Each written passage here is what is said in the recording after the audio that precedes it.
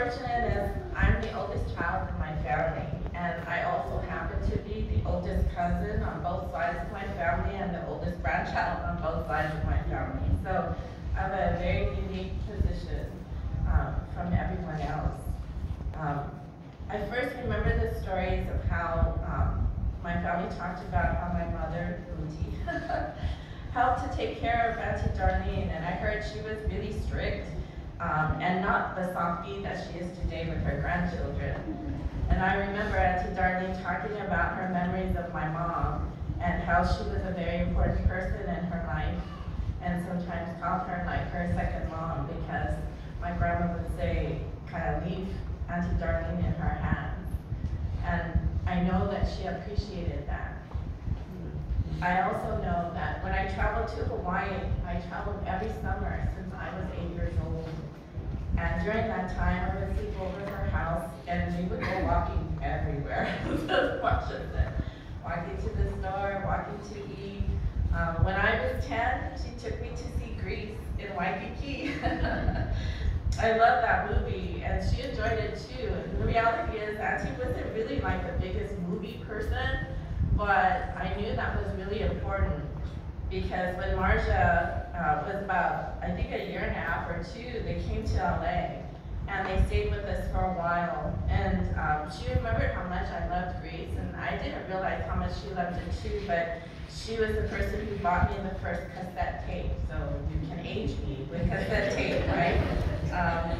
I was so excited, but I guess Grease has a lot of songs on that cassette tape, so I played it once, and the second time I tried to play the whole thing, it broke. So I was really sad, and she said, don't worry, you know, because we'll get you another one.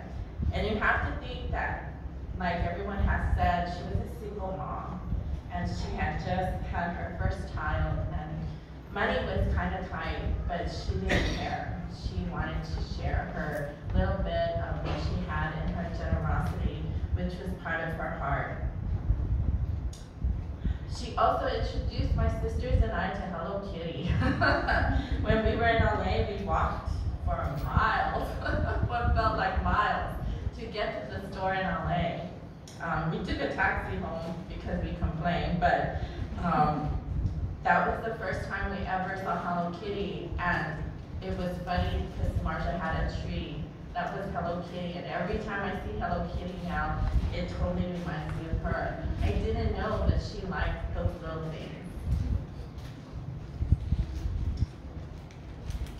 Auntie Darlyne also had a great memory, and she knew all of our relatives here in Hawaii, and she even knew our family in LA.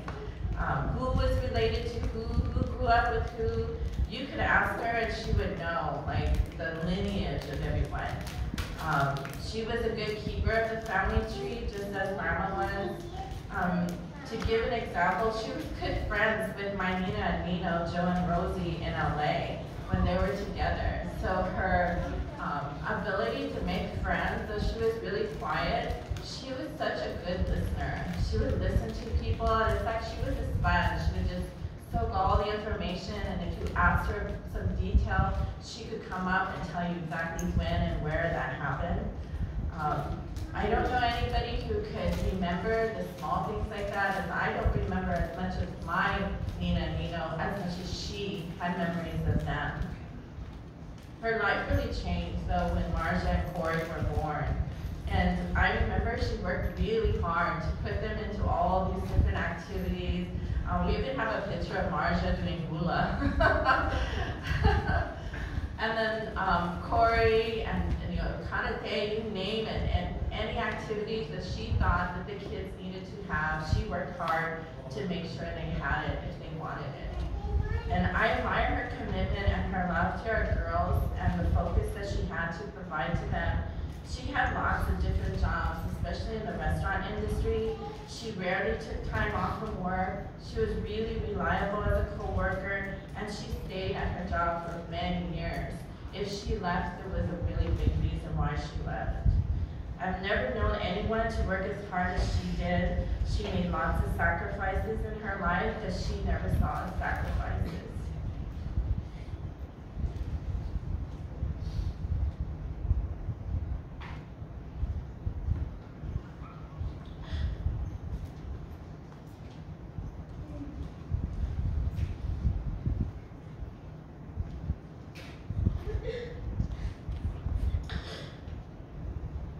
And it was for her children that she put them first. I cried that, and I know others did too. I would visit her at her job in Wailana with my family and friends. She would be happy for us to stop by, but she never stopped by our table for more than a minute because she said it was working. So we just waved to her from behind the counter.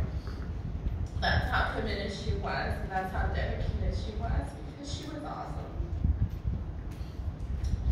My father always said that he was proud of Auntie Darlyne and found a special place in her heart because of her kindness, and he really admired her as a single parent raising 2 children. He always wanted to help her, but she always said no. She was proud and didn't like owing anyone and was responsible for her debts, her bills, and paid her way. Just a few years ago, she finally let me buy her a plaid long-sleeve shirt. She usually said, "I don't need it," and walk away. This time I said, "You can't say no. You have to let other people experience generosity to others, especially you." I just bought it, and she had to accept it because I spent the money, and she wore it a lot. This is because Auntie was private and never asked for help. When she did, we knew what was important. Auntie's life was filled with love, even more when she became a grandmother to 8th graders. I know that she was happy and proud. They kept her on her toes and she felt lots of love. She was proud of Corey and all the work that she had done. She had found a job, and Corey never failed like her mother. If she did not have one job, in a few weeks she had another. I can keep on going. And I know the picture in the front of the cover shows the joy of Auntie Darlyne. That was a celebration of Marja and Gray. And that was so wonderful. I never seen her happy, and I never seen her drink as much as she did that day. But I wanted to share with you that there are moments in time when we think of someone that when you have that person's name or thought in your mind, don't hesitate to text, don't hesitate to call, don't hesitate to email, because you never know what's going to happen, and you're going to wish you did. During the time that Auntie was very sick, we tried very hard, all of us, to spend as much time as we could with her, even when I was away. And so I want to share with you how important it is. Auntie, I called to see how she was, and this is what I got back.